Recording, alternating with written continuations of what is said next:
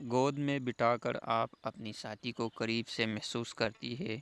اس کے کافی فوائد ہیں۔ تعلقات اور قربت کے عنصر کے درمیان آپ صرف اس لمحے سے لطف اندوز نہیں ہو رہی ہے، بلکہ آپ اپنی تعلقات اور مضبوط بنا رہے ہیں۔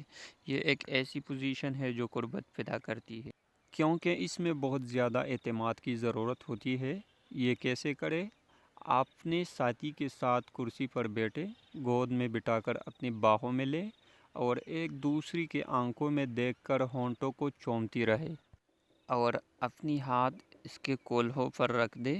اس کے بعد آرام سے اندر ڈال کر سیکس شروع کریں۔ وہ آپ کو اپنے قریب محسوس کریں گے۔ اگر آپ کو ہمارا ویڈیو پسند آئی ہے تو لائک اور شیئر کریں۔